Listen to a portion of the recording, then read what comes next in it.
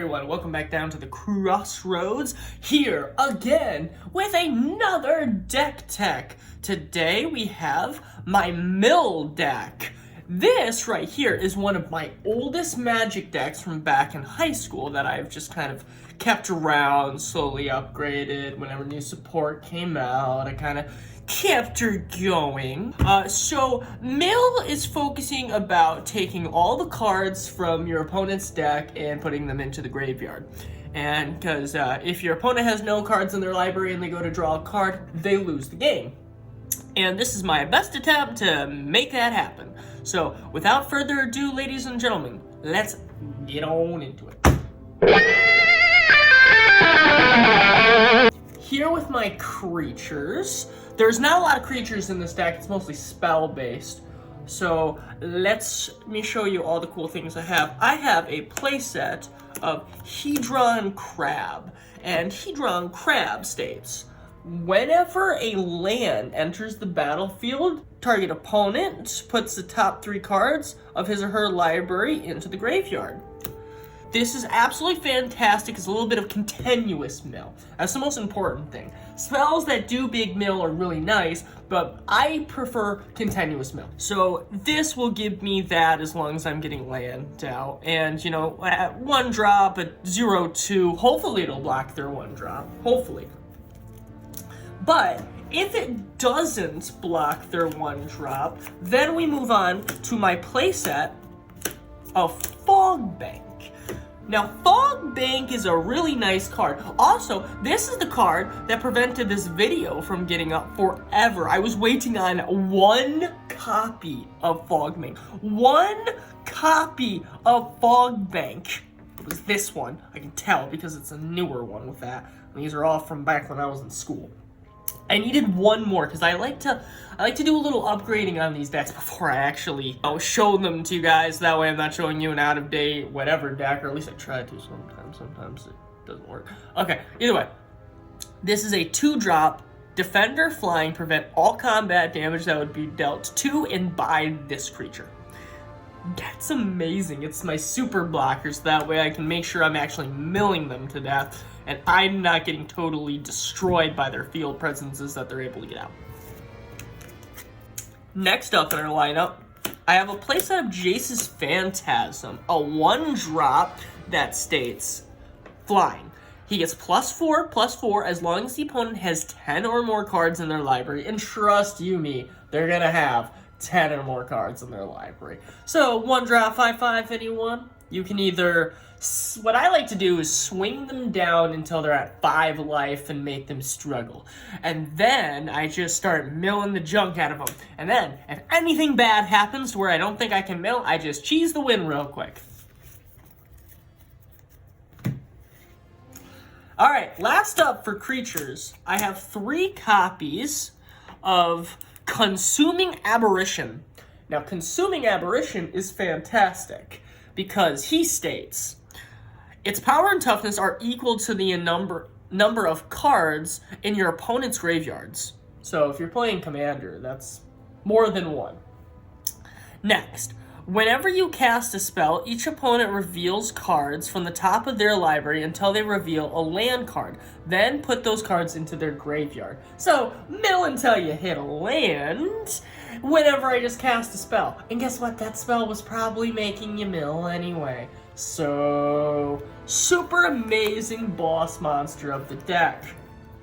Alright, that's all the creatures. So now, as we do, let's get on into our spells. Got the spells here. And let's start off with my 3 copies of Psychic Strike. Psychic Strike, 3 mana, 2 blue and a black. Counter target spell, its controller puts the top 2 cards of his or her library into the graveyard. I remember the first time I seen this, I actually had it done onto me. This was a deck that was heavily inspired by someone I knew in high school, they had a mill deck, and they gave me a ton of their cards for it. Sadly, out of all the cards they gave me, this is one of the few that remained, because it was really good. I still really miss Marco Vosk. Blake put up a picture of Marco Vosk. I love Marco Vosk. Screw the picture. I have a copy of it right here. It almost made it into the deck. I play it sometimes. I keep it on the side just as an option because I truly do love Marco Vosk. But we're on to this. I don't feel like I actually need to explain a counterspell that mills to you guys. You guys are big boys. You know what you're doing. Next up for our spell lineup, I have a playset of Pilfered Plans. Pilfered Plans. 2 blue, or 1 blue, a black, and 1 of any. I think I said 2 blue and a black on that one. Well, either way. Target player puts the top 2 cards of his or her library into the graveyard, and then I draw 2 cards. So, that's fantastic. I love this. Throw cards away from theirs, recycle yours, and it didn't cost you much or any more than a divination. So, fantastic.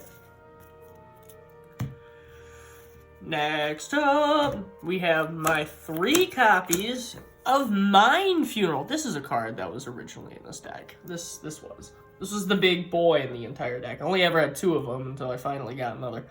Target player puts the top 4, or target player reveals cards from the top of their library until they hit 4 lands, and then they put all those cards into their graveyard. So, fantastic! I mean, sometimes, yeah, you only get 4 lands, but you're probably gonna get way more. I have devastated people's decks with this card before. Alright. Next up for our spells, we got something a little weird here. It is a split card, but we only care about the one side, which is breaking. This is breaking and entering. Target player puts the top 8 cards of his or her library into the graveyard, and then entering, put a creature card from your graveyard onto the battlefield under your control. It gains haste into. Okay, that's lame. That's a lot of mana to do that. Oh, it's a graveyard. Never mind. That's pretty good. Well, either way, this is kind of just a cheaper, what is the name? Glimpse into Nothingness? Yeah, I think it's Glimpse into Nothing. I want to say it's called Glimpse into Nothingness. This is the exact same cost, mana-wise. It's just 2 less, I believe, mil. But this card is like 50 cents. And the other card's like $10. And, not that your boy don't like Magic enough, but he doesn't want to invest that much into a mill. Very niche deck. Next up, I got a playset of Tomb Scour. Look at these cards. You can tell they're so old, just how beat up they are. Like I said, back from high school. That was a long time ago, people. Alright, target player puts the top 5 cards of his or her library into the graveyard for 1 mana. Pretty simple, pretty nice. Get the mill started. Sorry, you seen the dice that helps me keep center. Oh no, the facade is up. Okay, next we have 3 copies of Mind Sculpt. 2 mana for 7. Mill top 7. I mean, it's pretty good. I found Tomb Scour is just better for the 4 of. I thought 3 of this was fine.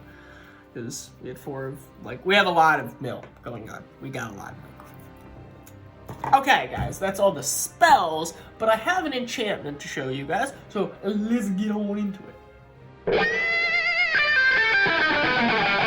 Alrighty, guys, so I have 3 copies of Curse of the Bloody Tome.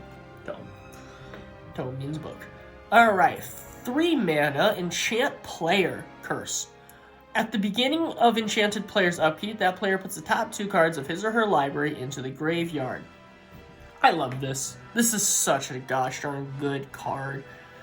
This is your continuous mill. I'd say if you can try to bump this up to 4, this would be a definite 4 of, if you can do it.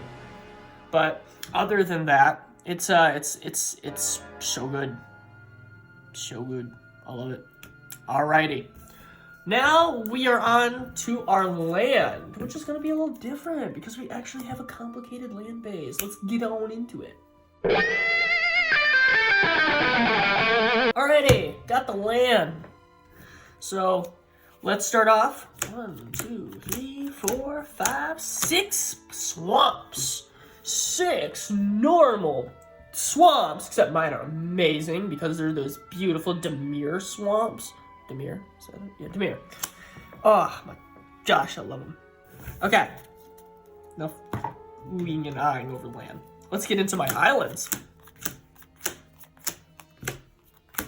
So we have 7 of these because blue is slightly more important in the deck. These are also really pretty. You've seen the pretty. Good. Next up. Sorry, the one doesn't match. I know, I'm scum. 3 copies of Evolving Wilds. Why the heck am I running Evolving Wilds? Well, the answer is actually quite simple. If we harken back to Hedron Crab. Hedron Crab states whenever a land enters the battlefield, target opponent puts the top 3 cards of their library. Enters 3. Taps, goes, retrieves 3. 6 in the graveyard. For no mana, 1 mana? I guess because technically it enters tapped. I'll pay 1 mana for 6 mil. I will do that. I will do just that. So Evolving Wilds actually finds a very nice home in our mill deck. Look into it, I guess. Next up, I have 2 copies of Nephilia Drownyard. And what it is, land, you can get 1 colorless mana, or you can pay 3 mana, 1 blue, 1 black, 1 of any. Tap it, target player puts the top 3 cards of their library into the graveyard. You know, more continuous mill. I could see if you wouldn't want to go with this. It's totally up with you. I like it because it sometimes can be kind of a painful. I like draw, I like to get this later in the game. That's why it's only a 2-up for me. But once you run out of mill options, or if you, hopefully you don't, but if you do, this is still mill that you can get out probably. Okay.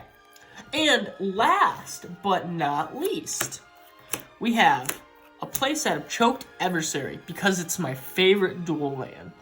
I mean, come on, what, show off an island or a swamp from your hand and it doesn't enter tap? That's pretty flippin' good. And I know, we are running quite a few other kinds of land bases, but I still don't tend to have too much of a problem with it. And if it has to enter tap, it has to enter tap. It's not too big of a problem. Alrighty, guys. Well, that's kind of it for the mill deck. Well, let's see. Can I show you off any real combos? No, it's kind of like a, I don't want to call it a dum-dum strat, but it's kind of a dum-dum strat. It's pretty straightforward. You know exactly. There's no, the most complex thing was the Hedron Crab to the Evolving Wilds. That's like the craziest stuff you're going to see out of the deck. That's the only real combo piece. Well, guys, I guess then there's only one last thing. It's magic. Movie magic. Alrighty, ladies and gents. Well, you guys have yourselves a merry little whatever, and I shall see you on the next one. Take it easy.